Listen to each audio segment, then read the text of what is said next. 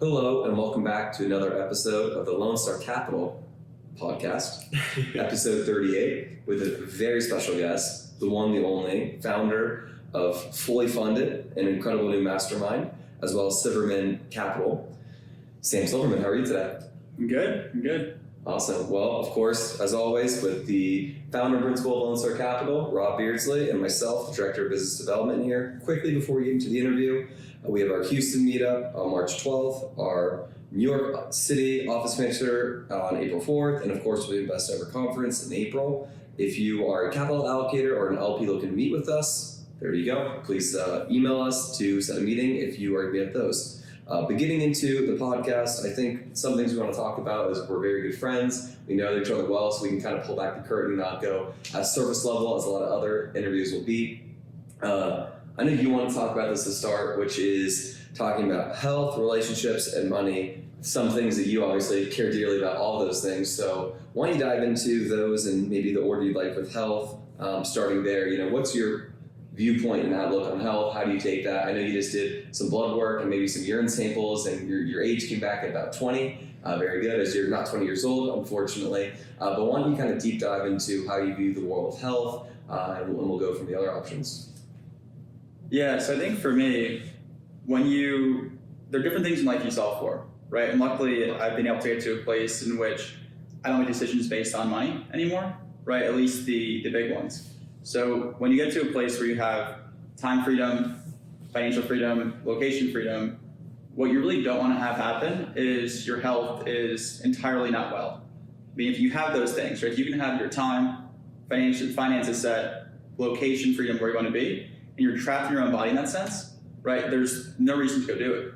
So, I take a lot of pride in taking care of myself. So, whether that be working out really regularly or attempting to eat somewhat clean, right? I mean, for me, going out to eat is probably one of my favorite things to go do. So there's limits to how well you can kind of stay in that range, but trying to eat somewhat healthy, trying to take care of yourself in that way, going to work out, right? I know all of us played sports at some point as well, so keeping that competitive nature too. So I think the health piece that you just feel better, right? Like there are days I definitely don't do my best there, but there are also a lot of times I at least make an effort of doing it, which makes you feel better. Being active, like I get super antsy if I just sit for a long period of time. Like all my phone calls, and if you guys talk to me on the phone, I'm out walking my dogs or pacing around where I cannot sit still being at a desk. Like one of the things I try to solve for when leaving the corporate world is spending as little time sitting down, typing at a desk as possible. That's really cool. And I think all of us are very similar, and this is why we're all here together. And for those that are watching on YouTube and seeing the video, we're here in our Sedona Airbnb. We're actually just about to check out, head home, fly home. But it's been a great trip. We had a couple of like-minded friends here, and all of us in this room and that we're friends with are really pushing ourselves and each other to be the best versions of ourselves. And when we sit around in the hot tub downstairs or we're at dinners, the conversation is often about what we're doing, how we can level up, right? There's no complacency in our friend group, right? We're always striving. And I think the reason why Craig laid out the topic in that order, health, relationships, and then finally business and money, is because that is the proper order of things. And you went straight to it. You said, hey, nothing else in the whole world matters if you don't have that first thing dialed in. So the way I look at health is, of course, there's many different types of health: mental health, physical health, and spiritual health, and I'm sure people can think of more healths. But yeah, do you want to kind of, we don't have to stay on the health topic too long, but do you want to cover some other things on the health side of things that are priorities for you and how they cascade into helping you be the best you can be in those other areas of relationships, business, money? Yeah, so I think one of the things for me is that, like, I'll notice it, right? I travel quite a bit, and there are times where you slip up and just taking care of yourself. And you really notice it in terms of how you feel and how you operate, whether that be with people you're around or whether that be in business as well. So I think just being active, right? And also the competition piece of it too. That's a huge thing for me, right? So I played sports my entire life. I have to have something that you are somewhat competitive, where your business and all those things are set aside. And it's just a very similar one-on-one type thing or a team aspect where all of that is just very present. So for me, it's something I struggle with, and I think that people who are very planning oriented, right, very thoughtful as to the future, have this issue as well, in which it's hard at times to be very present in what you're doing. So for me, the health piece of it also ties to a forced time of you being very present. For me, that's basketball, right? I play 2, 3, 4 times a week. That is one of the things in my calendar that is a non-negotiable. So when looking at, how you allocate your time, right? My calendar, I live off it. I'm sure you guys do as well, where my calendar link goes out. My VA Sims people, my investors can go book on there. My partners can go book on there as well. And every week I have 5 or actually 6 slots blocked every week, right? I have basketball 3 times a week. I go to a stretch class prior where I get stretched by someone assisted stretching. The basketball, those times don't really move. I go to the gym twice a week as well in terms of those same time slots, Tuesday and Thursday. I go to my PT prior to them, and I get a massage every week, and those things, my calendar will never move. Like, they are hard-coded in there permanently, indefinitely. So until that changes, right, those time pieces of it, like, those are things that I know if I don't do those, I'm in a far worse mental state, I'm way worse to be around, I'm way less productive, and those are things that I will gladly put my own money into, right, in terms of spending in those areas. I get a lot more enjoyment out of that than other areas. So those are things that are just non-negotiables to me going forward. Well, and it's funny because if you ask a sick person what their wish is, they have one wish, it's to be healthy. If you ask a healthy person what their wishes are, they have 1,000 things they want. So I think every time you get the flu or anything like that, really reconsider your life in that position and think about yourself. It's unavoidable to a certain extent, but remember and think that when you do feel good, really optimize to keep yourself there, whether it be doing hydration measures, things of that nature, just to make sure that you do, in fact, stay healthy and stay there. And to your point about working out, on conferences, traveling, we all travel quite a bit. We all go to a lot of conferences. You eat the conference food after a certain amount of days. We've been eating out. We've been eating incredibly greedy, by the way. We've been eating desserts on desserts on desserts. Way too many desserts. And I'm starting to get to the point where, fortunately, we have worked out. We put a lot of pickleball to the competitive side. I play golf. That's golf and pickleball, my 2 competitive hobbies. That's about the extent of the athleticism that I'll ever do again. No basketball for me. I'm not trying to take an elbow to the face, but good for you for doing that. But think about the competitive side. It's great. But if I don't work out or if I diets off, I'm going to feel really agitated and flustered and annoyed, and I won't know what it is. And then I'm like, oh, have I worked out? And the answer is no, you haven't. And if I don't get that release, if my body doesn't get pushed like that, I feel like a lesser human, and it is a massive point of emphasis. And to your point about how you start your day or you time block out, before our Lone Star Daily call, LSDs we call it, not that, I work out every day. I'll either go for a run if it's in summer, the day's obviously an hour earlier, or similarly, I'll go to the gym in the morning if it's an hour later due to time differences. I was just going to point out how you said those are time blocks on your calendar that are non-negotiable. I think that is really hard for a lot of people to wrap their head around, because for me as well, because if an investor reaches out and says, hey, are you available at 7 p.m. tonight?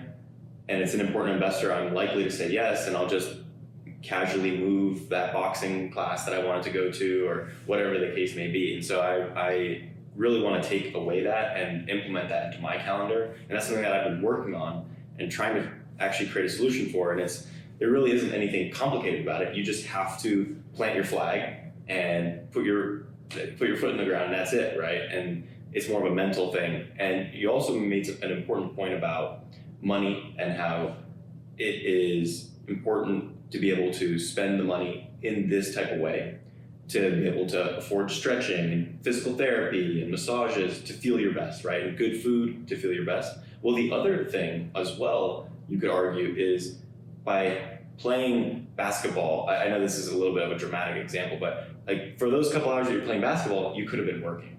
Yeah. And so you're actually, in a way, paying the opportunity cost for those time blocks as well. So it's having the confidence, just making that mental decision that, hey, I'm going to pay that opportunity cost, pay the direct costs in order to set my life up for long-term success. Yeah, and part of it as well is that by doing certain time blocks, you're also opening yourself up to work odd hours at times as well, right? Like I'll take calls on weekends, I'll take calls at night, right? Where I don't mind doing that because I know that the stuff I need to do for myself is already done. Think of it in the sense of you are working still and you're looking at investing and you're paying yourself first to actually go invest. That's the same thing in my calendar, right? All the things I need to go do for myself, they're already booked in, so it's not gonna change. right? So that's a big piece of it for me, is that having those things done there first. And the opportunity cost of, you're not working a ton, it's also fine, right? Like I think a big thing people do is they look at, you have times where you sprint and times where you walk.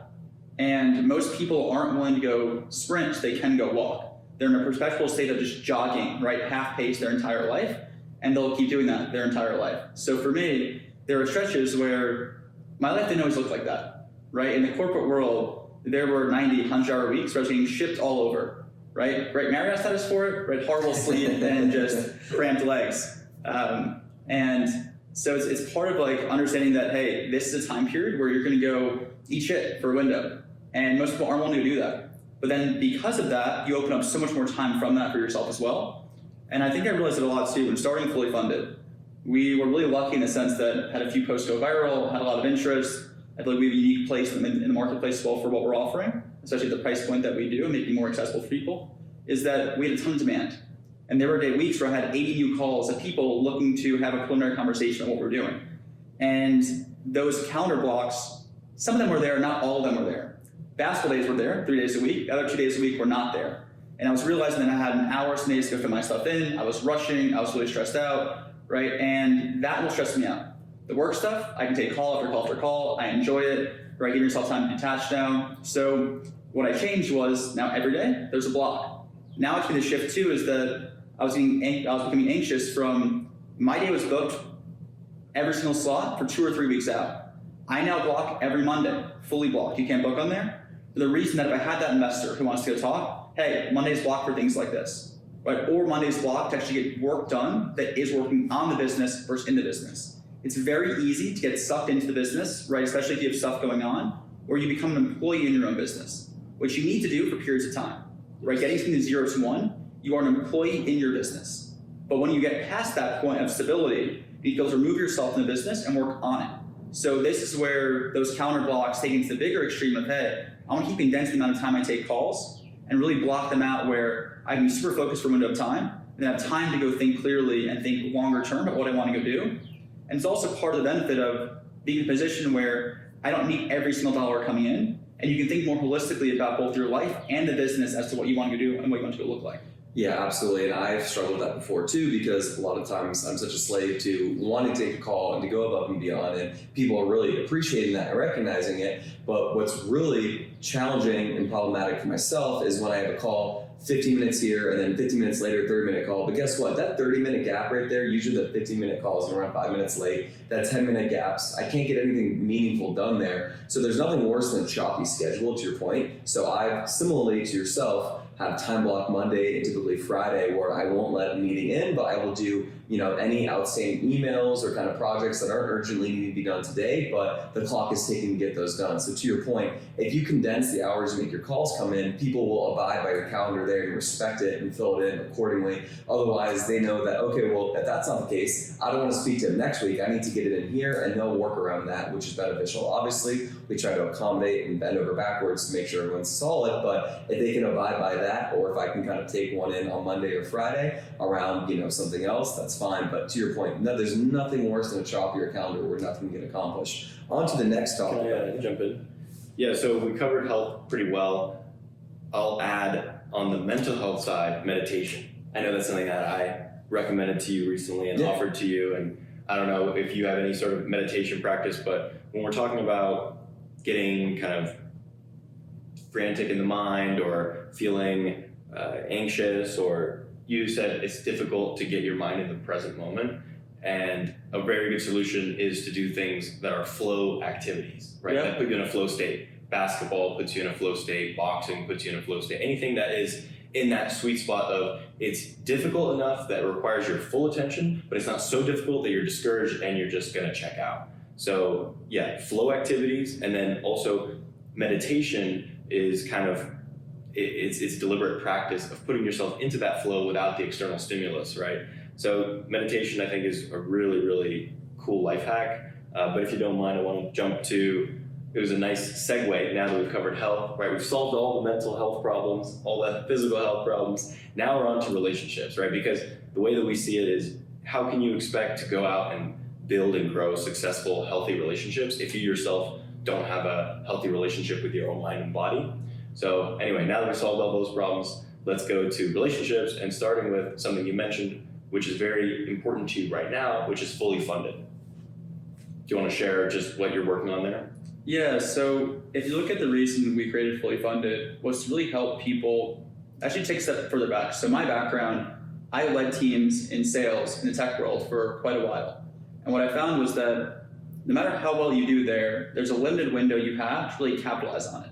Most people either need a few massive years or a few big equity pops. And in tech right now, we'll see, right? At those, if you look at a lot of the companies I worked for or were part of, they're huge growth stage companies. The teams I led, they were entirely new, top of the funnel or closers in sales world where if you're growing, things are really good. And there was a lot more money being pumped into tech for growth. But in turn, you've seen tech valuations take a hit in the last little while as well. So even those big equity pops people may have banked on may not be there. Hopefully they still are for some, right? A lot of my investors are in that field, a lot of my friends are in that field. But what we saw is that by building something else on your own that really coincides with your sales role, it helps a lot. So I wish on my end, when I first started, I learned the hard way of doing it. I learned by putting my own money in there. I learned by putting the hours into the education side myself. So what I want to really help do is people who are in my position before, help them shortcut that path and avoid those mistakes that have cost me likely mid-six figures at this point in terms of that I've made, both in terms of money, but also opportunity cost and time, how I've allocated my resources. So the intention there is really helping people learn how to go raise capital, be around people who are doing the similar thing. I think what we're finding as well is, you may have saw, Craig, when you kind of first came into this space from the realtor background, is that if you didn't have Rob and his team, you may have gone out, been successful in raising money, right, working with investors, networking, but you had very few people around you who could actually offer you meaningful advice, right? So if other friends, family, they all support you, are empathetic to what you're doing, but you actually ask them, hey, this is a scenario, what do I do, right? What tactical advice or what rational advice can you give me that is actually helpful?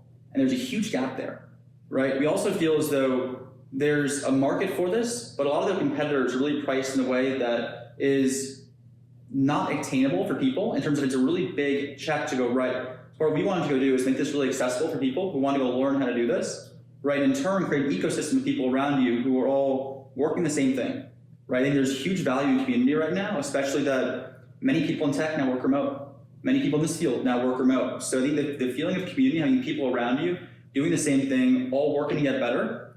Part of this for me as well was that, I think one thing that I love about what I do is that I get to meet a ton of really cool people, right? Different operating partners, different capital partners, different investors. You meet people from all walks of life.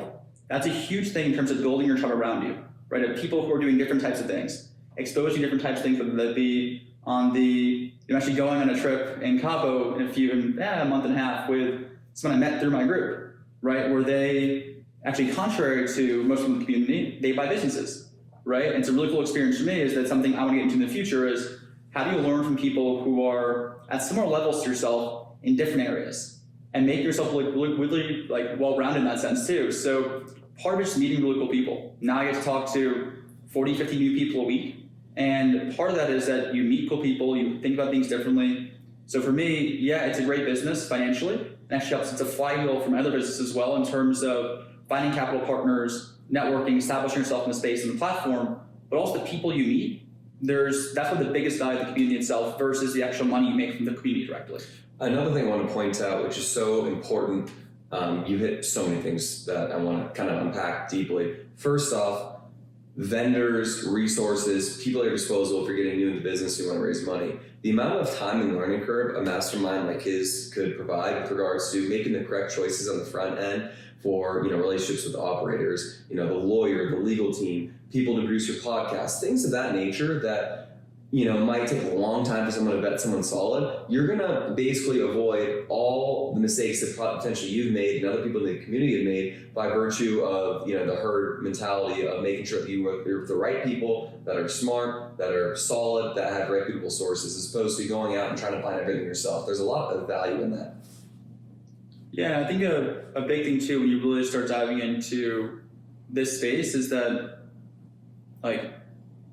getting started is really difficult, right? Scaling is really difficult. I also think a dynamic too that people don't think about enough is that people pay $40,000, $50,000 a year to go to college, and you spend $200,000 to make $60,000 a year coming out of school, right? This is a field in which you have so much more upside potential that you can get into for a lot less in doing so. So I think it's something we're seeing. I know actually you and I talked about this podcast that we did, that actually went live today as we're recording this. Also, where can people find your podcast? So it's called The Fully Funded Show, Apple Music, Spotify, YouTube. And part of what we talked about a lot was that people invest so heavily in this formal education. I think we're seeing a whole shift now to very specific education and career development on certain things that have a lot more upside in doing so, right? So I think we'll see a lot of this shift. And I saw it firsthand. So my last corporate job, I ran division of sales for a company called Proprietary. And what they did was they delivered standard tests. So think if you're becoming a CPA, think if you're becoming certified through FINRA, right? When you still have volume, shoot down across the board in fields like that because the barrier to entry, right? In terms of the education, the cost in doing so, the tests for it, right? I think we'll see these niche spaces that are much more self-education focused, growing and growing in the future as well as people look to go build for themselves in a non-structured way, right? If you're going to become a CPA, I have friends who are Big Four, and there are periods of time where you are owned for a salary, right? With the hopes of making partner, right? We view this business internally as you can make partner tomorrow, right? Granted, you have to have a lot more control. There's more risk, right? There's more grinding it out without guaranteed compensation, but you can become a partner in your own business tomorrow in doing so versus having to go slave away for 6-8 years in hopes of someone else deeming you valuable enough to make you a partner. And you figure out things a lot quicker when you take on the responsibility of, accruing the risk, going through responsibility, doing everything, and feeling the pressure of having to execute for sure. Moving on to the next segment of relationships. Sorry, let me hijack some more. Not letting me segue today, are you? No.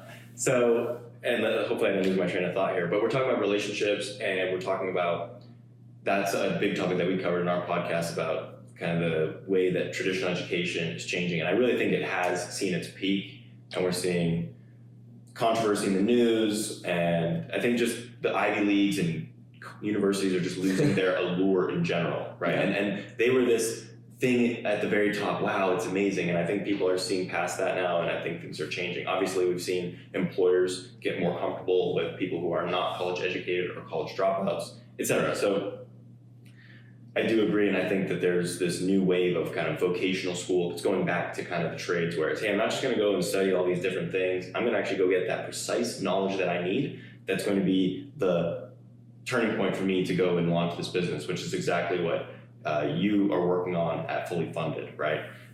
However, what I want to talk about, because you just mentioned about being your own partner and taking the risk yourself and going out into the world, which I totally agree with, but what I'd like to shift to as far as relationships is the value in partnering. Yeah. And we've had the benefit of partnering all together, and you actually have had the benefit of partnering with many sponsors across the real estate industry, outside of multifamily, inside of multifamily with us and others. So I think it'd be neat for us to talk about that side of relationships as well, which is kind of the leverage that you get through partnerships.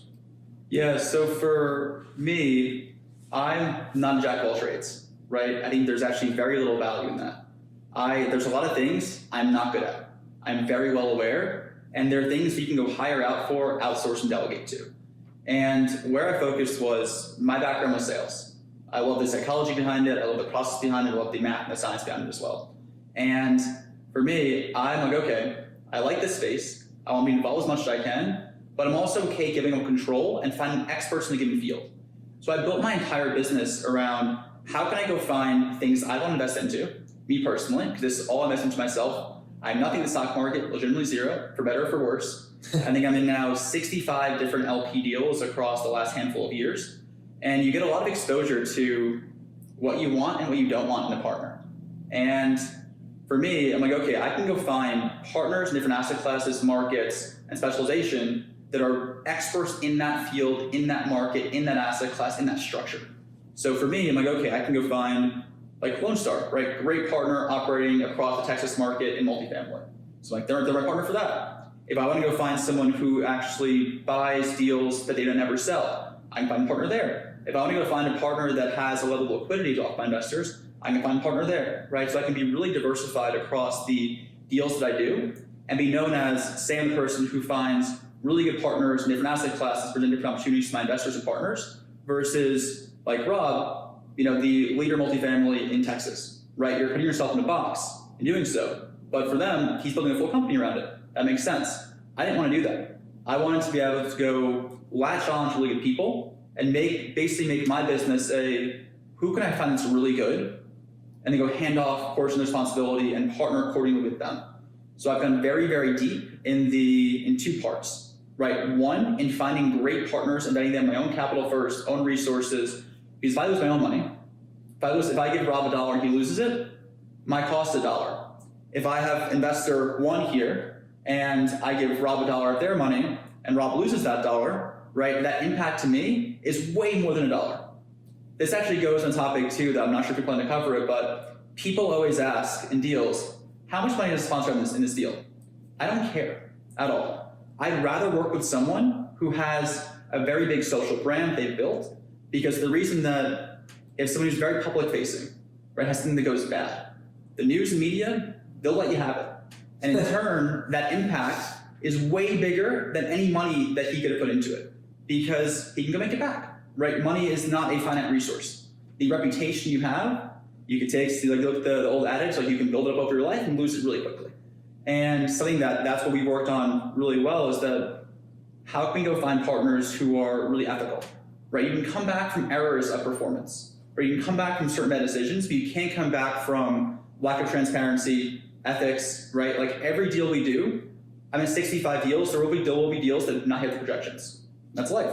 There'll be deals with you way over projections, which you've already seen, but you want to work with people who you trust, right? Who you like working with, who give you a quality experience, and also who give your investors really quality experience, both in terms of communication, transparency, professionalism, and also just ethics. Like there's a huge piece of it there. So to kind of tie it all together, just finding good partners in different areas to go complement what you want to do. And that way I can go very, very deep in one key area and be an expert in that field, right? So like I've gotten very good at understanding how money works, at how to go find really good partners, and how to go build relationships there to go help both myself and investors build diversified portfolios versus being the one who actually operates projects myself. I love that. So going now to more of a personal side, it's funny, we've kind of talked about this, and I feel so lucky to be around you guys because you're all super, super successful. But naturally, the more successful you get, there's a pyramid to life, and there's thinner air and less people at the top. So you're obviously hyper successful, and the X factor is not if you're X amount of net worth when you're 60, but if you're really successful when you're young. You're very successful when you're young, and naturally the world doesn't work in a way in which all your friends are that successful. So how have you been able to manage relationships when you're making, frankly, probably 10 times more than a lot of your friends over time? Have you had to cut people out of your life? Have you had to limit people? How do you kind of balance maintaining relationships, bringing people in? Because we were just talking about this in the car, going to Whole Foods to get a coffee. It's a lot easier to cut out people. It's substantially, or a lot easier to cut out people. It's substantially, or a lot easier to cut out people. It's a lot harder to add, right? So how have you been able to manage that over, the last kind of 5-6 years as you've kind of, hockey sticked up from a success perspective? So people have different values in your life. It's not all the same level in terms of financial, right? Actually, one of my best friends back home, he's someone who I don't think will ever make a ton of money, but he's also someone who brings out a lot in me that I don't have as well, right? Insanely present, very happy person, right? In terms of like, he can live in just what he's doing. And there's also just insane loyalty there as well. So yes, you do end up losing certain people that don't fit where you're going, but it's also important not to go give up on certain people because they don't fit your exact financial stature as well, because there are other areas in life that they can contribute to in a massive way, right? So having friends and people and relationships around you that give you more holistic view of what you're doing, right? There is such value in that as well, having different perspectives. So yes, in terms of looking at my time, I like being around people who are driving me and forcing me to be better, but also there's a value too of being able to go sit on your couch and BS with people and not be about business or money or just like really simple things as well. So yeah, I mean, there's certain people you kind of outgrow because they don't fit one of those categories really well. There's certain people that you bring along with you as well, and they can offer you a lot more than a financial backing or anything like that as well. So I think there's different sides of it in terms of relationships you have. So I think it's important to have a good balance of those things. Given the option, it'd be great if all my friends did really well and they could all enjoy certain things, but you get to a place too where if you cover certain things for people, it's not an issue, right? In terms of being able to go make that part, like not part of the conversation. Yeah, the trouble with that though, and I'm sure you've experienced this as I have, is if you, let's say you go back to your hometown friends and you say, hey, let's go to dinner, and then you want to pay for it because you maybe chose an expensive restaurant and it's uncomfortable for some people or something like that, right?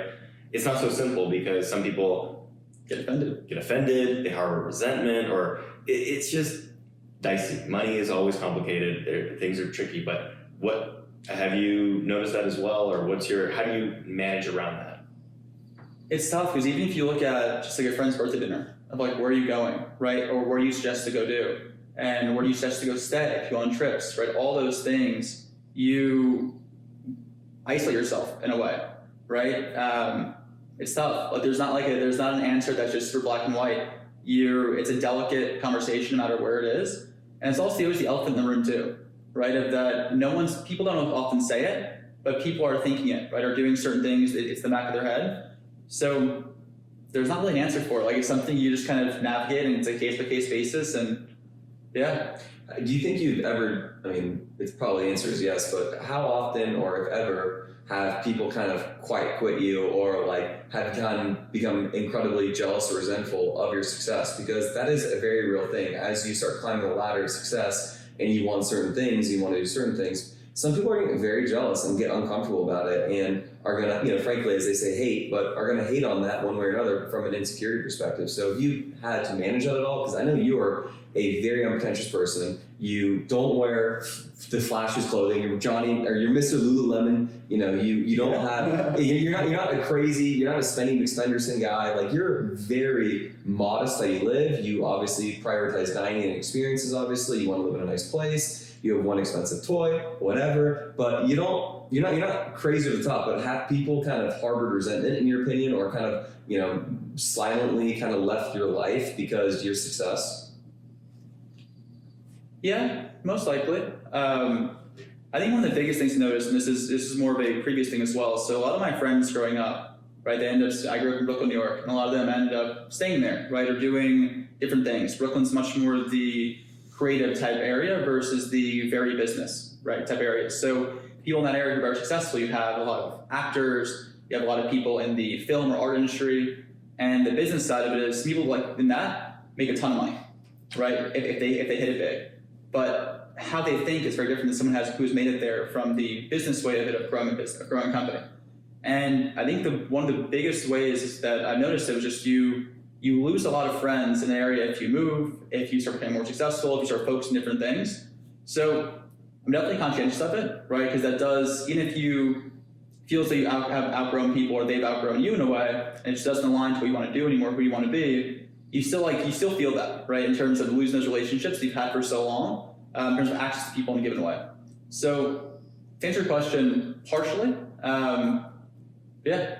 Well, let's talk now about attracting, right? We talked about perhaps losing or managing, but what about attracting? Because like we talked about, it can get lonely at the top, as the cliche goes, and obviously we're not trying to say we're at the top or anything, or that we've made it big. We've many steps to go, but as we climb up and continue to push ourselves, number one, very simply, irrespective of where you might find yourself in life and success, you are naturally going to lose or repel and attract people who are on a similar wavelength of complacency versus ambition, right? So even if you're not successful yet, you can just see it, and you can borrow from your future and understand that this person is not ambitious and this is probably not for me. But what I want to talk about is when you are successful and when you are pushing yourself towards success, I think it is harder to actually find like-minded people who are on a similar wavelength. So what have you done? I know you started Fully Funded, which you said has brought you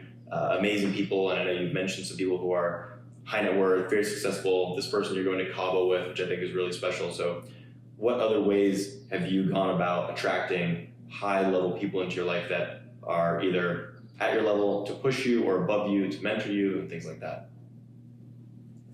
So one is you pay for it, right? One is you pay for it in terms of whether it be coaching, whether it be people that you're looking to go learn it. So there's different types of it. I think one is like you're looking to go learn a certain skill, right? So are you looking to go level up in a certain way of how you think? That you may pay for, right? And paying for someone who has mastered that area of thought or skill in a certain area. Second, it's you end up kind of just naturally attracting people who fit similar profiles to yourself. You have to go seek it out at times too. Like I think for you being in New York, you see it a lot more. Like I grew up there as well, and you leave, like you walk in the streets, like okay, this guy's worth $20 million, $100 million, you have no clue. Kind of like the Bay Area as well, might I add. Yeah. Yeah, and in Tampa, like where I am right now, you have to seek it out a bit more, right? You have to go and seek it out, like probably somewhere you, Craig, in Phoenix and Scottsdale, where you have, I think Tampa and Phoenix are super similar demographic-wise. Probably like two of the more mirroring and matching cities. Like between Dallas, Tampa, and Phoenix, all very similar, I would say. I would say Miami, Los Angeles, and New York, and the Bay Area, kind of same tier of kind of people like that. A little bit different, obviously, of course, but... Yeah, so for me in Tampa, you have to definitely be more intentional to go seek it out. And you also kind of opt out of certain things that you just don't want to do in terms of who you want to be around, right? Like there are times and weekends where I will opt out of certain plans. I'm like, I will feel way better if I just work or just not be around anyone for a time. I think part of it is being more comfortable, being alone at times as well. Something I struggled with a lot growing up, right? Of just having people that didn't really fit what you're wanting, they were okay to be around, and you just accept that. I think now it's getting to a place where I'm okay being alone. I got my 2 dogs. They are always following me around. Those are my dudes. But like, you just get more comfortable being by yourself in certain scenarios as well, or choosing that your company may be better than the company of people who don't fit what you want to do or who you want to be around. Right, and that's a very interesting point there. To have the power and feel confident to be by yourself and be with your thoughts, and also to protect, your energy and your spirit, because, negativity or positivity is infectious one way or another. And if the company that we had at my disposal was the group of people that came with here, I wouldn't want to be alone for 1 second. But similarly, there's people I can take in doses, and there's people I could be around here all the time. Like being here, frankly, for me, was a care package to my brain. I have clarity, I have direction.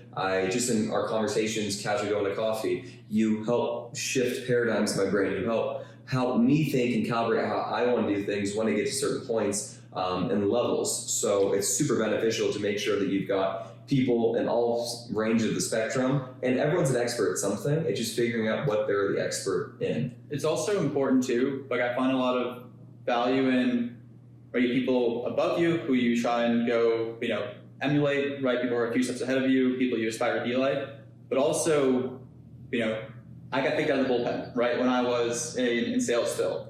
I worked from, I think like a 50-ish person group that I was picked out of to go start a whole new division for, previous boss I worked for. And that person made a massive impact in my life, right? Like forever grateful to them doing it in terms of being the person they picked out. Granted, I put myself in a position to be picked out, they still took the chance to keep doing it, right? So part of what I try and do now is that picking people who I invest time into as well, who you can go grow to do that. And like you look at your legacy, right? Of like people that you have helped that will then help other people in terms of educating them, helping them get better, right? So you'd be far more intentional with your time as who you invest time into. But the ones you do invest time into in a really positive way that can go pass it down and pay it forward, it all stems from you, right? So I think the legacy piece becomes a play there as well as to what do you want to be known for doing, who do you want to be remembered for being, right? All those things start playing a big factor in what your total picture of things is, right? Because if you die with $100 million, $500 million, $1 billion, it's not a huge difference, right? In terms of what you've done or like how you'll go live. They'll get to a tipping point as well, I think we'll probably cover and look at the money side of things, is what's that tipping point where you're good, right? Where you can do whatever you want to, you can take care of whatever you need to go take care of, and what that number is for everyone is different. And partially it becomes a scoreboard of what your success actually is versus how does your life change when looking at the numbers on a piece of paper. Absolutely. And going into money now and segueing to that, which is perfect and brilliant. So thank you for making my life a little bit easier. There you go. We were talking about, levels you get to, making your first million, becoming a millionaire technically, and then the next iteration is, okay, now you're comfortable, you've got money coming in, you can kind of see the playing field correctly, you can leave your W-2 situation, take on more entrepreneurial roles where you get your time back and basically create, as Rob always says, the custom-made reality. And then the final chapter, or one of them, is legacy, which includes kids, but also something you're passionate about, which is charity and giving back. So how do you, but taking a step back, how do you kind of view the world of money? Because as I said, you are very modest. You obviously like to travel, you like to eat well, and then experiences. But outside of that, that's only a certain bucket. You can become, incredibly spendy there and, really treat yourself, but there's only so much that you can do, right? And when there's so much money coming in, which is a system you've created for yourself, then you look at other items, right? You start to donate more, like to your dog charities and foundations and starting one, right? So it also matters too what you care about, like what things you want to go spend on. For me, like I love going out to dinner. I love really good food. I like staying in nice hotels, right? I will not fly economy ever if I don't have to. For the reason that when you travel a lot, one of the things you realize is that the worst part of your travel, getting there and then returning from that. And if you can go make that easier, right? Say, for example, I flew to Phoenix and I'm flying back from Phoenix here today as well. I got 4 hours of uninterrupted work done on the plane. That's worth way more than the $400 extra I paid for my flight to come here, right? That you get uninterrupted time of just like clarity of thought or clarity of work without people bothering you, pinging you, however you want to frame it, right? You can get uninterrupted work done where you have an excuse to, hey, couldn't get back to you this time.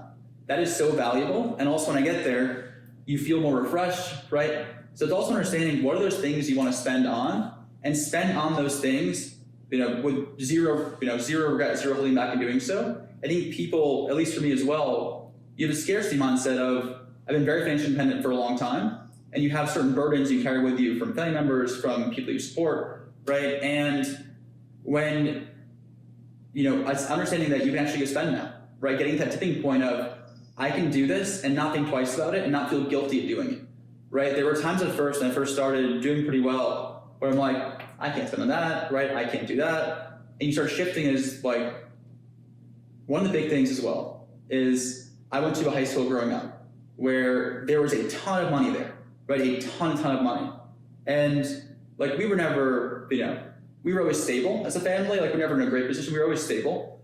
But part of how you shift and think is that certain people have had a lot of things handed to them, or they have that safety net.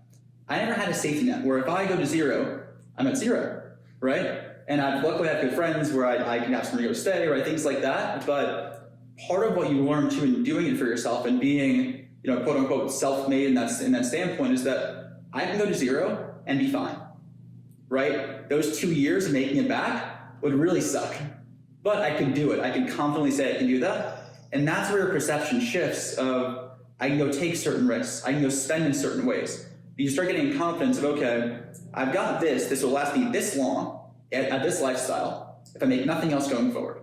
Something I was thinking about, I keep way more cash in hand now than I used to as well, because I know that I'm more comfortable being personally financially stable. The personal financial stress, something I do not operate well under.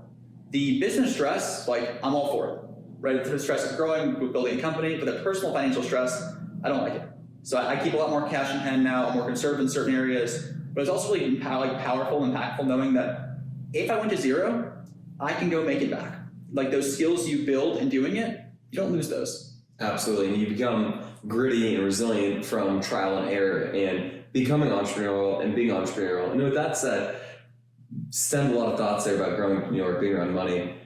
Well, how old were you when you created your first business? Because when you were explaining this to me, I was like shocked, because I'm from sheltered Silicon Valley, as are you. Being a city kid is a different animal. So can you explain maybe the first business, if you're cool with it, that you did? How old were you? Because you were making money in your teens, if I'm not mistaken. Like, you've always had the ability to create money. Yeah, so first business I had, I was buying and selling shoes.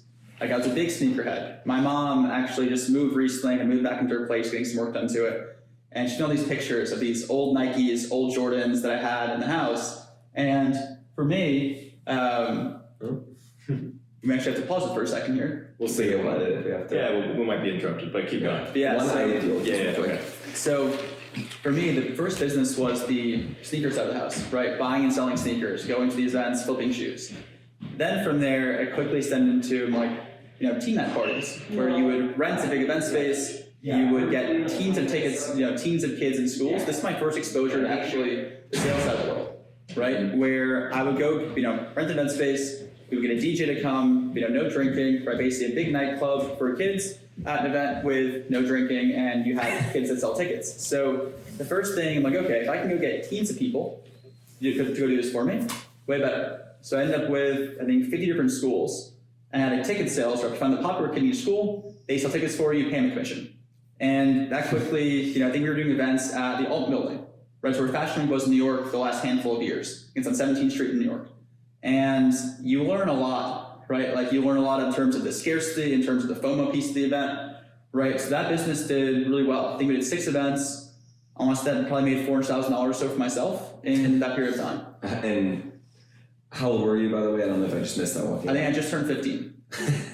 That's crazy. 15, and then actually kind of moved on from the company as well, exited it, and it gives you a lot of clarity of, okay, this is now possible. So I think one of the things that, if it wasn't the same bracket as a lot of these kids went to school with, you get exposed to what's possible. I think that's a big thing, that you have people around you who show you what is possible, right? And it helps you think differently as to what's the upside, where can I go?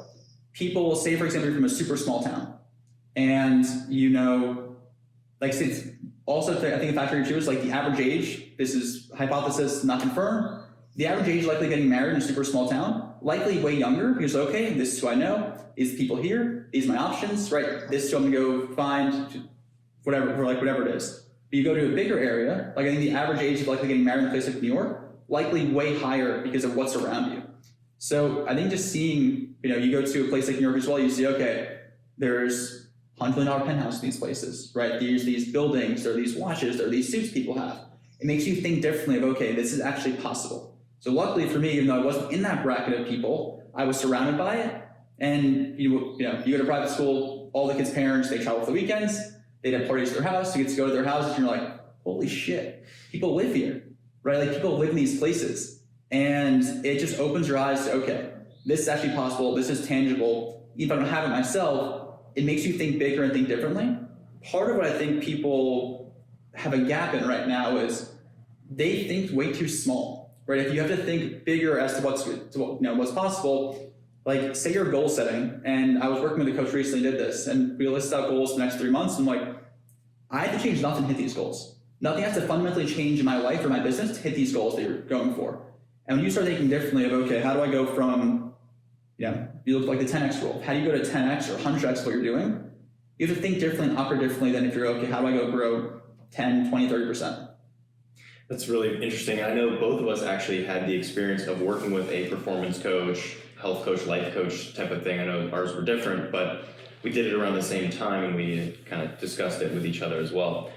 And I had the same exact epiphany and kind of work. It's funny how, unfortunately, you have to pay somebody thousands of dollars just to tell you, hey, think bigger, right? But that's exactly what we did, because I'm telling him about my business and telling him about my goals, and he's saying, no, we need to rework these goals. You need to rework how you think about yourself, and we need to work on affirmations. We built out a self-image statement.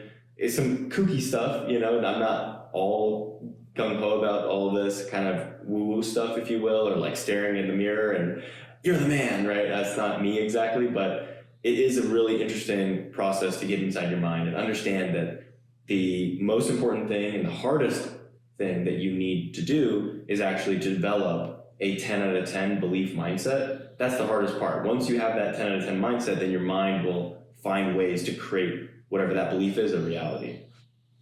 Yeah, that's a huge piece of it. Is a lot of what you think ends up being the truth, right? And thinking differently, right? So being around people who make you think bigger, make you think differently, whether it be in business or other areas of life, right? There's huge value in that. Going back to my friend who may not be the most successful financial person longer term, right? They have the ability to go find joy in a lot of areas most people don't, right? There's huge value in that. Like they are a 10-10 in that area, and you want people around you who fill certain areas and make you better, whether that be business, spiritual, how you think, how you operate, your health, right? Having people who are complementary, make you think bigger in those areas is huge. Were you ever were you ever like not mad at other people, but pissed off when you were growing up around people that had, basically in really, really uber affluent families? Were you ever like, F you guys, like I want this? Like, did it give you just enough pissed off fire in you to make you want to perform? Did you ever kind of feel that way where it's like, okay, I'm gonna get this, like thank you for showing me this and now I need it? I wouldn't say there's ever like a level of resentment. I think it just makes you operate with a chip on your shoulder, right? As if you have more to go prove still because you weren't in that same category as person. So it actually pushes you more so. I think you can look at it a few different ways. So the people who see that and they're angry, jealous, bitter about it, or you can look at it from the way of, hey, this is possible, and if I do it myself, I can go a lot further than that person who hasn't had to have that like fire on them, that hunger in doing so. So yeah, you kind of look at it from both ways. But for me, I was never really a jealous type person in that sense. It just helped you think differently as to, this is possible, right? These people have done it. And it also gives you clarity, like you meet these people and you're like, oh, they're very average in a lot of ways as well. And it helps you understand that part of it is, like I call it the eat shit phase. Most people aren't willing to go eat shit for a window of time, right? In doing so, like when I was working in the corporate world, I started in a job that I had no clue how to go do. And you can build the learning curve by outworking everyone else, right? And by outworking people, you then get better at what you're doing. And then you start getting more attention from people who want to go help you. So part of it is putting yourself in a situation, at first, if you're not like, there are people way smarter than I am, way smarter. I graduated high school with 1.9 GPA. And granted, other issues, that's more just like doing work. I am shocked at a higher high school GPA than you, might I say, because I was coming in hot with like I think a 2.55. Very nice. I'm sitting around with a couple of geniuses. If you added our, it's actually, this is not an exaggeration. If you combined our GPA, You get his? It'd be less than mine, to be Yeah. frank with you. Yeah. Yeah, and that's, and that's part of it too, is that people think you need this like whole fancy, education. The whole high school system's fucked, in my opinion, from the standpoint that it's so weighted on, are you doing your work? They're teaching you to go be an employee, right? Like if you look at the ratio of high school GPAs on average versus someone's actual earnings, it's all jacked up. They teach you to go be, by the book, be an employee. I think I posted this recently is that the level of risk and volatility you're willing to go take in your life will directly impact how much you can go earn. Take, for example, a doctor, right? If they know or a dentist, or they know if you go to school for 4 years, if you go to medical school for 3 or 4 years, if you do residency, you will have a mid-6-figure job. You'll also be 31, 32 years old by the time you're making money and in massive debt. Your opportunity cost of doing it is huge. So, and it's also a guaranteed way to go make a lot of money. Inflation is not keeping up with, or doctors and dentists' salaries are not keeping up with inflation, nor the price of tuition, coupled with the fact that they are looked at in a lot different tax bracket than any of us are in, because guess what? You can't really deduct what you're doing there, but our entire lifestyle is deductible. So money and income is not created equally by any means at all, which is interesting. And to your point about, figuring out and getting scrappy, because basically what you said is, hey, you got to get scrappy and get resilient, right? Similarly, when I got into the residential real estate business, my dad was in it, my family was in it. You have no business. You're not making any money. I was driving Uber on the weekends and thinking of ways, how the heck do I literally create $1? Because you are creating money at that point and creating leads. And when you look as young as me, okay, well now take me 7 years ago and imagine the uphill battle, but I still found a way to get business and to make it happen. But that curve right there, overcoming that process and avoiding the golden handcuff and persevering through that and creating ways to make money and figuring out ways just to be scrappy and to really grind and push is worth way more than the actual dollars that you'll make right there, because the chip on the shoulder that you'll create, but also the resiliency that your mind will have when you overcome that is, incredible. Part of it too is that you have to be okay going against the grain. Like if you're not doing something, people are like, what the fuck are you doing? Yeah. At some point, you're not thinking big enough, right? Where for me, if you look at the sales world, right? You make VP of sales, like you've made it. Right, I'm looking at the corporate hierarchy of things. And the last company I was in, I was the youngest person on my senior leadership team that reported to our CRO by 15 years, right, when I left there, at least. And it's something that people are like, hey, you've got a mid to high 6-figure job that's fairly cushy at this point, and you want to go leave to do your own thing with these little investments, right? And the framing of it is that most people can't wrap their head around it. The thing we dove into pretty deep as well is that if you're not willing to go think against the grain, you're going to go get what everyone else gets. And you're giving up, when you go out on your own, you're drastically raising your ceiling of what you can go do. You're also drastically lowering your floor. Where in most companies, I had a very good base salary coming in. I'd get monthly and quarterly commissions. I get an end of the year bonus at times too, and I had equity in the company. And you're basically giving up, quote unquote, guaranteed or very attainable compensation for something I'm not putting my own money into. Like I've invested, quite a bit of money in my own business, both in terms of investments we've done, in the back-end support and services and vendors, right? Where not only are you not taking cash from it, you're putting money into it. That's a big shift for people, is that you're getting a salary and you're gonna go put your own money in these things. That's risky. Yeah, so is working at Beardsley. You're 55 years old. Yeah, right? Yeah. Like, and living with regret and not being happy and not living life on your own terms. That's one thing that maybe, you or I have all done at one point. Maybe we weren't maxing out the exact highest dollar use in that day there, but we all lived their life on our own terms for a better tomorrow. Yeah, and I call it the sprint walk, right? Like if you're gonna go through a phase of sprinting, you can go walk. Like now I'm in a place where I cannot work ever again and live really similarly, if not the exact same way I live today. That's not what I want. I tried to go fully retire and I lost my freaking mind, right? Like I need to do something. I enjoy it. Yeah, productive brain. Yeah, you just need to go do something, right? Like actually my boss, I worked with this guy 3 times over 6 years. Like one of the bigger influences in my life as well. And he's like just turned 50 recently, and he's tried to get retired a few times. Lives very modestly in a position where him and his family would be taken care of. He stopped working, right? Like they'd be good. And he's like, I tried to retire. He's like, my wife will kill me because I'm just pacing around the house doing nothing, right? Or like, sometimes I can go golf, sometimes I can go work out, and you go start thinking about, what do I really find joy doing? What do I really get excited about? And it becomes not the money. The money ends up being a side effect of doing what you're supposed to be doing. And in turn, it's the legacy you go build, the people you help, the impact you make, and the money becomes a scoreboard to show you how well you're actually doing, versus does the money actually start changing my life at a certain point as well. Absolutely. So segueing into the next topic, where are you placing your time buckets today? Because obviously, you raise money, you raise obviously from investors, you got fully funded, you've got several things you do. So what does your kind of week-to-week, day-to-day look like right now?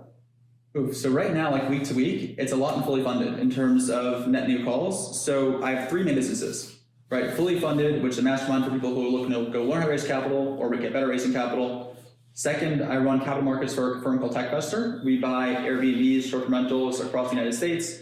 So I tie everything to marketing, legal structure, fund structure, capital partners. And then I have Silverman Capital, in which we partner with people like yourself on the retail investor side, people like us normally, just writing checks into projects. So a lot of the work I did for Silverman Capital is done already, in the sense that I found really good partners already. I always meet new partners through fully funded as well, people I speak with. And then, it's really just the list is built out of people that I work with, and we've done right by them. They keep coming back, right? So part of the work I did was upfront. That business now takes up a smaller portion of my time. People come in, they raise their hand, get referrals there. So the time allocation there between systems, process, and previous work is very stable.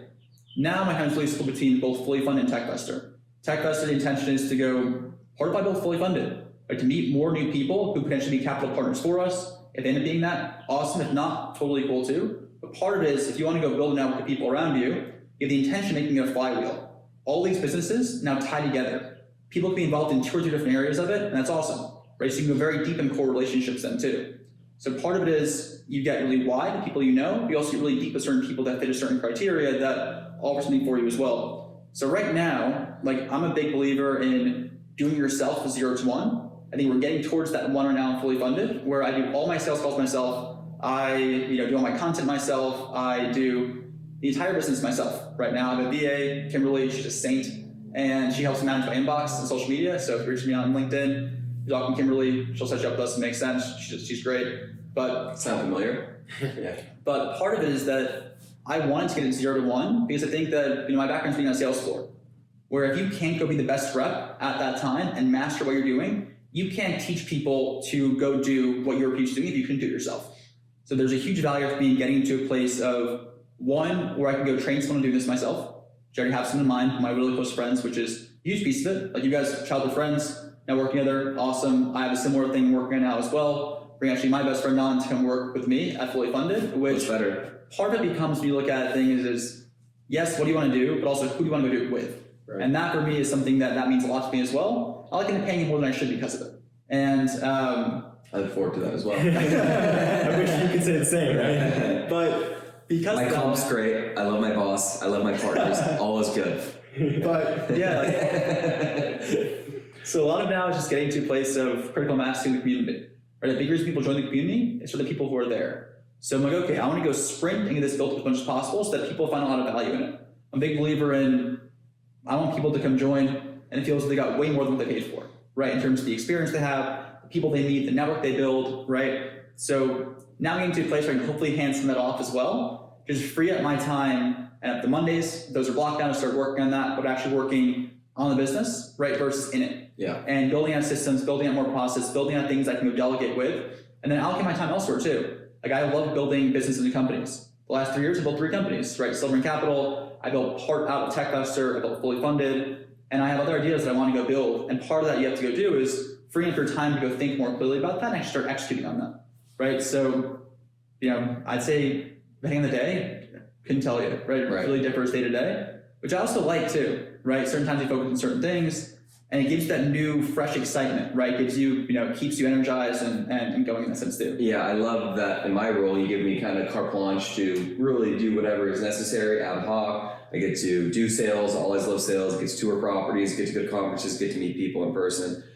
Today, where do you think LP opportunities lie? If you were to allocate $1 million right now, where would it do? If you had 12 months, not obviously today, but if you had 12 months to kind of go, you get $1 million plopped into your metaphorical account, where are you going to sprinkle it around? So I'm going to look at it from a few different lenses, right? For me, the tax piece is really important, right? In terms of appreciation. So qualifying for real professional status is huge. I can then go use those losses against my entire portfolio of income. So the tax piece fits really big. For that, I love mobile home parks, RV campgrounds. Your depreciation there is roughly 2x multifamily in terms of the purchase price. So that's huge. So like those properties that we buy there, we don't plan on selling, right? So I view that as my long-term and tax play, right? I invest very heavily in our STR fund that we invest into as well from a position of great fixed rate debt, right? And also early in the asset class too.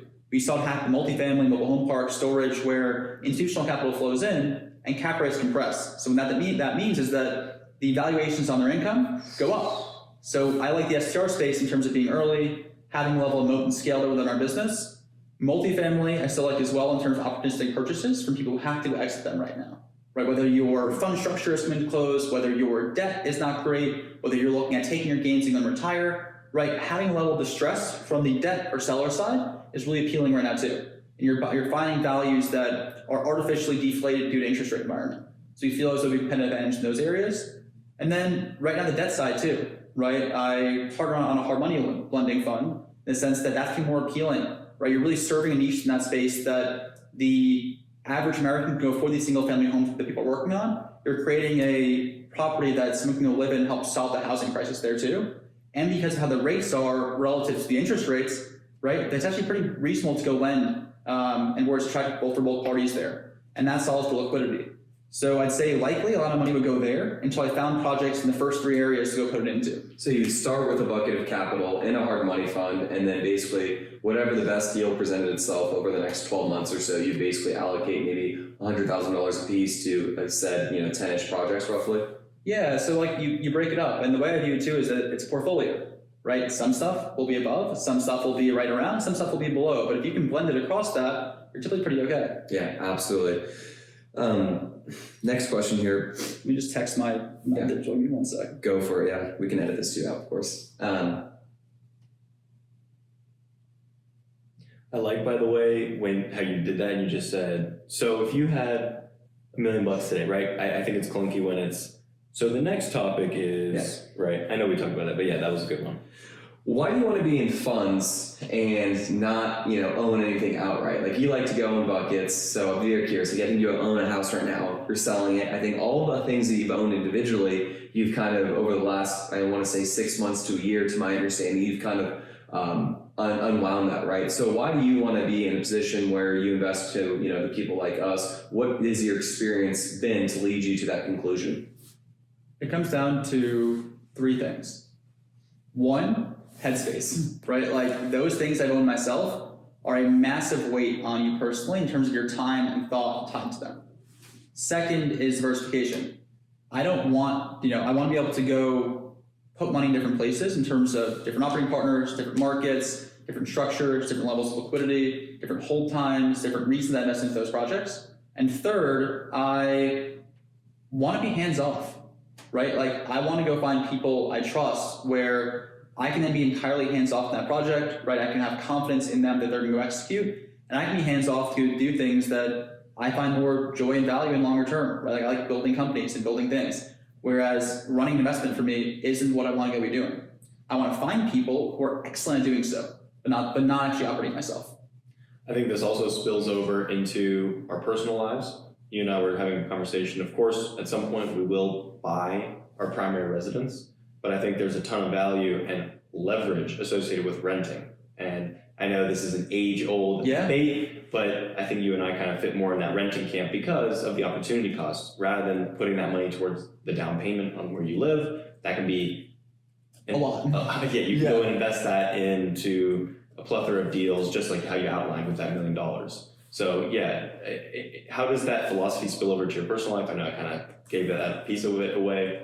So right now, where interest rates are as well, is that any place that I'd want to go, wanting to figure out where I'm going to go live first, right? So if I go buy a place, people don't realize is that, say you live there for 2 years and you want to go sell the place, you're probably taking and say you sell at the exact same price, you're taking 10% back on purchase price of that place between transaction costs, realtor commissions, and then you have that weight of this. I have to do something with this, right? I can break my lease now for a month, 2 month rent.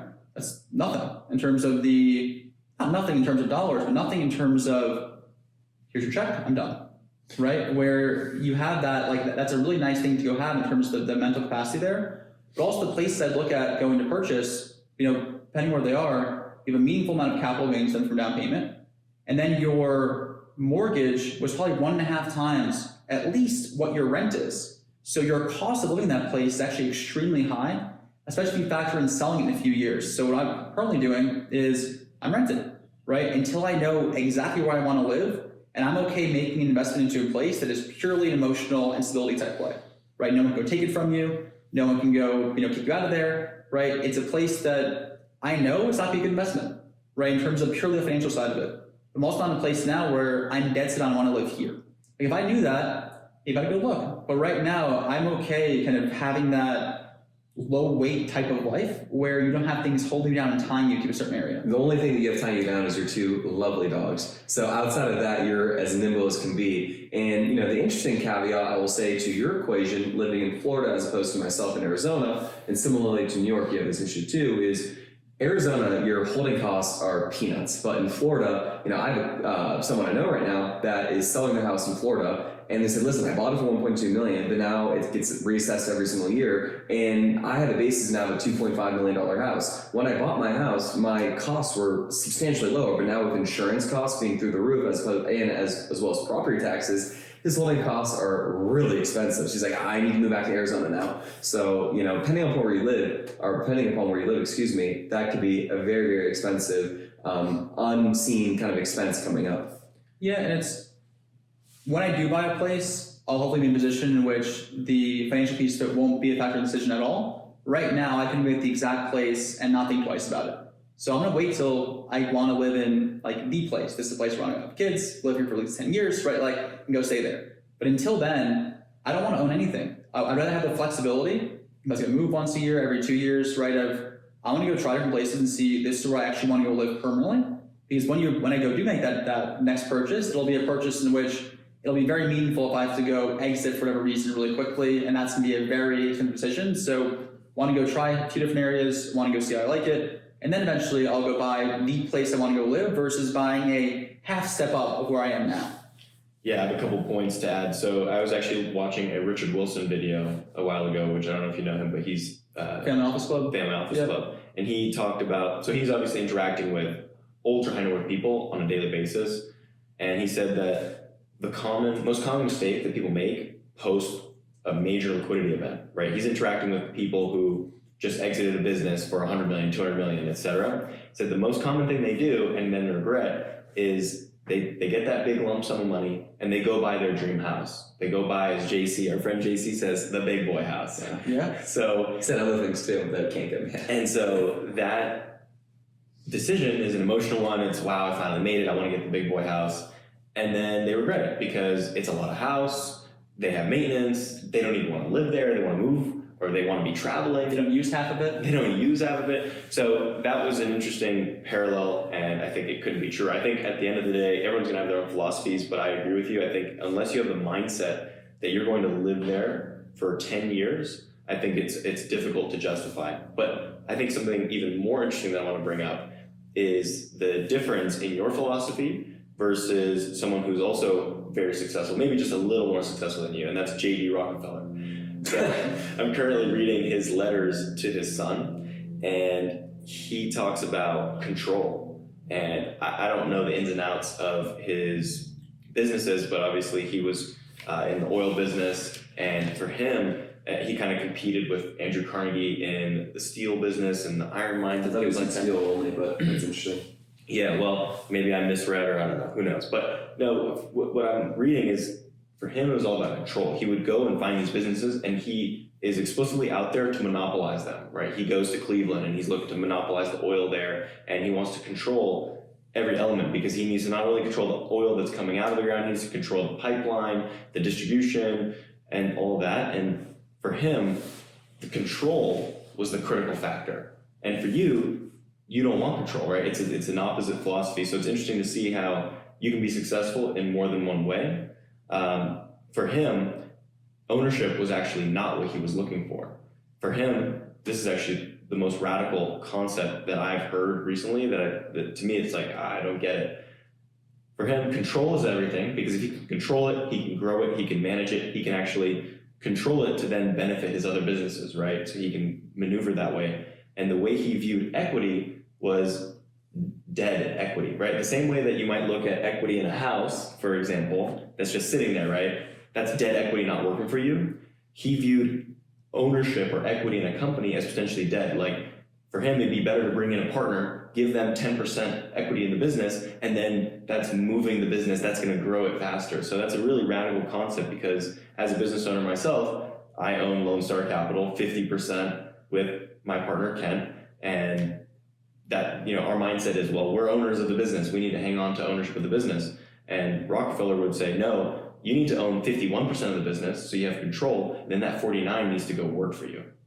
And I'm more than happy to be in receipt of the other 49%. So if you want to bestow that upon me, I will take it in stride and be very happy about it. That said, you've obviously made... Wait, so let's start in that for a second too. So I'm looking at the control piece of it, right? And I think what Rob's saying too is that in my business, we allocate capital, and we're giving control to those in terms of their operating partners. We may have voting rights, we may not have voting rights. And the voting rights, if you do have them, they're not to sway a decision either way. But we get very easily outvoted, as we own minority stakes in a lot of properties. Also, a caveat too, why I think the whole unit AUM count, if you're a capital allocator, is the biggest BS in the entire world. Right? So I hate that metric and that vanity metric. Please, such a pet please peeve as well. explain explicitly what you mean, and can you just rally on that right now? Yeah, so what I mean by that is that if you're a capital allocator, and say I invest $1 million of my investor's capital, my own capital, into a project, that project could be $2 million, it could be $200 million, right? If I invest $1 million in a $200 million deal, I don't have $200 million of AUM. I don't control those assets, right? We have positions in billions of dollars of projects, but I don't control those assets. Yeah, so you're not going to add $105 million and 666 units to your bio now because you invested in the 3-pack, of course, and brought a lot of equity to it? So I think it's just a different train of thought and how you want to be positioned. I think part of, if that works for some people and they feel better about it, they feel it helps their business, like by all means go for it. Just for me personally, I don't like that as a metric because I think it doesn't truly justify and highlight the work you've done and actually devalues the work you've done, in my opinion, right? If you're very specific as to what you've done and the impact you've brought, it's very tangible, right? Like, that's like, I think we used this example before, if a certain deal shows way too well, right, up front, I won't even look at it for the reason that so many things have to go right or not go wrong to get there, and it's a lot of things maybe out of someone's control. I like seeing things that are very realistic, right? Naturally, being in sales and sales leadership, you are a pessimistic person, right? Not like you're negative, but just more so prove it. Believe it when they see it. Numbers show. Is anyone who's done a board meeting or done a forecast to your senior leadership team and you inflate your numbers, that has to come home at some point, right? I'd rather go with the philosophy of very realistic, very conservative type approach in how you present things, that you have room for things to go wrong, you still get there, but you also have potential things to go right and you're way past it. But to tie back to the control piece of it, we're giving up control on a lot of these projects, but we have influence in those partners as well still. So control and influence are not the same thing. Control means you can go do it yourself. Influence means you have the people who you're working with hold your opinion in a way that actually matters, where they'll listen to you. They'll take your call. So part of this, like we partner with this relationship piece of it. Every one of my partners, I can text and get a response. I can call and get a response, right? Those things have a lot of value in who you're working with as well. Absolutely. So you've been very successful in your career to this point. You've made decisions that probably outperformed what you thought, and you probably made some decisions you would like to do over again. With that said, looking back at your career to this point, what would you do again, and what would you do differently? What missteps would you take, and kind of lend some advice and guidance to those who are potentially going to be the next Sam, the farm system of the groups that you're in right now and whatnot, because that's what these capital raising groups are. They're really just our farm systems to propel your career, right? So what would you do again, and what would you do differently? Oof. So when looking at things I feel like I did well or that I would definitely do again, I think getting into sales, if you have no clue what you want to do with your career, go try sales. It is the least barrier to entry type field you can be in with the highest upside, especially if you're thinking about going to college. If you don't want to go to college per chance, go to a program that will teach you how to be an SDR, right? The skills you learn there, those who don't know, sales development representative, your sole focus there is go understand how to earn the right of someone's time from someone in a very senior leadership position versus yourself, right? That huge spread. If you understand how to go speak up and get their interest is huge. So that's also a field, you make $100K your first year doing it with zero college education. Well, it also teaches you to be scrappy, back to the kind of theme of being scrappy and whatnot, where you've got to figure out decision makers, gatekeepers, figure out any way, beg, borrow, steal for that appointment, right? Like figure out one way or another. It's like, do you have to call the office admin? Do you have to, find them on Instagram? Do you have to go to LinkedIn? When I was working at DoorDash doing sales there, you wouldn't believe some of the methods we went through to get to the decision makers and whatnot, but it's so cool to teach you that foundation. And to your point, when you start selling, you can always kind of scale up what you're selling. You could be selling a BS widget all the way up to, private planes or, multi-million-dollar apartment complexes. Well, part of it too is that you learn a few things, right? You learn psychology, you learn how to think about money.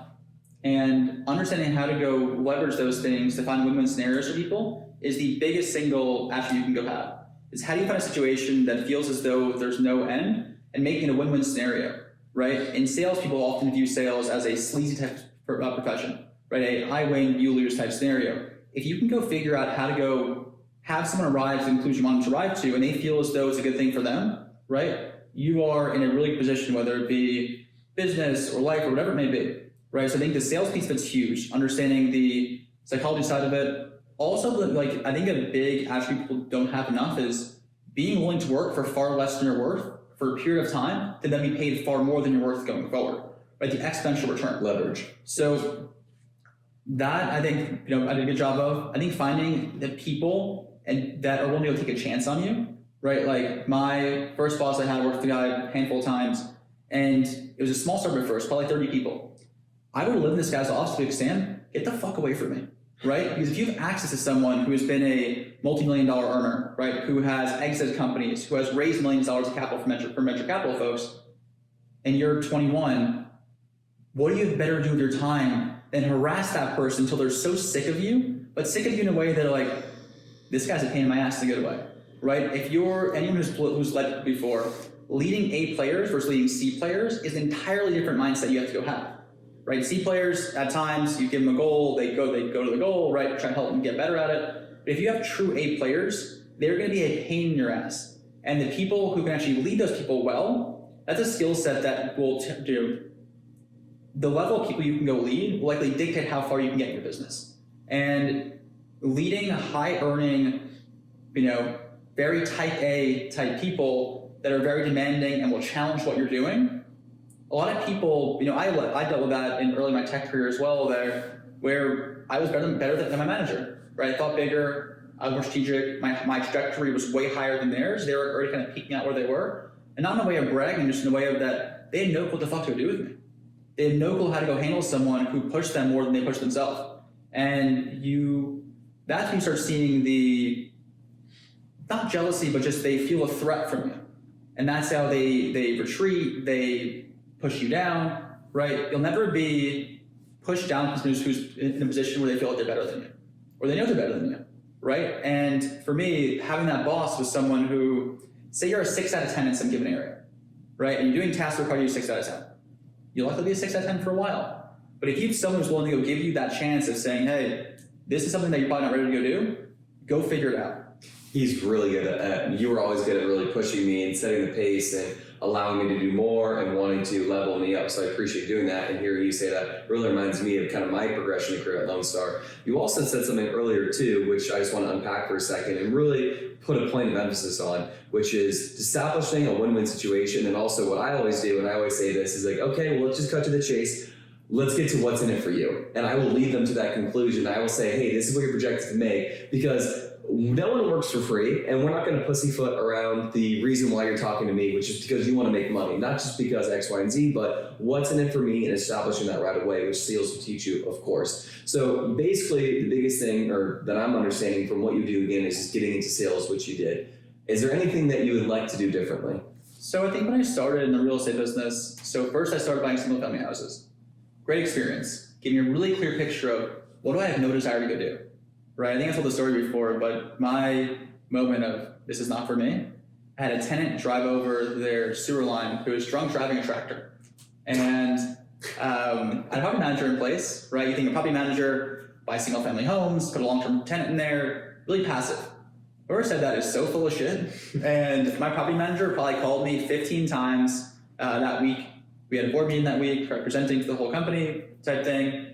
And that was just, your headspace is trashed for a very, very nominal return. So okay, this is just not for me, right? So I moved on from that, and it gave me a good idea of what do I not want to go do.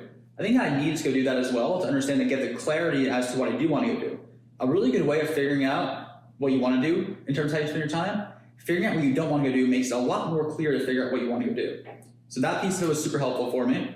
I think the education side, and looking at me getting into the business of allocating capital, there were mistakes I made in terms of who I partnered with right early on. And so who I partnered with in terms of how to go vet them, and also truly understand the capital stack. I had no one to go ask for help in those scenarios, right? So I think for me, if I could have invested in the education piece of it, it would have been saved me, hundreds of thousands of dollars and a lot of, hopefully less gray hairs, right? But I also think it's a really big part of the learning curve too, that if I didn't go through that, I may have not been able to help people avoid those same things going forward. So there's, not a lot I actually would have done differently. I think there's certain things which I could have skipped that learning process for it, but when you look at the outcome of who it made you as a person from after, I don't know if I'd trade that going back. Yeah, those are all really good points. And we do have a call coming up with one of our dream investors, right? Yes. So we do need to get going, so why don't you take us home? Yeah, well, just real quick, any advice you would give to someone younger or that is thinking about getting the space, any advice, life tidbits, anything at all? You're obviously very wise, very successful, so your words carry more weight than naturally other people. So leave you with that thought there. One, do not ask to pick someone's brain, right? Like, that is the biggest thing. So if you call Rob, myself, Craig, and like, hey, can I pick your brain about something? We know immediately this is a conversation that will have zero value for us, and it's purely a free consulting call or just a venting process or something in it for you. Or they just want to hear themselves talk, which we see all the time. Yeah, it's a very one-way transaction where if you're looking for help or something, right, and you're very specific as to what you want, like, don't go Trojan horse a conversation with someone. Nothing pisses off someone who has a very limited amount of time they can go use in doing so.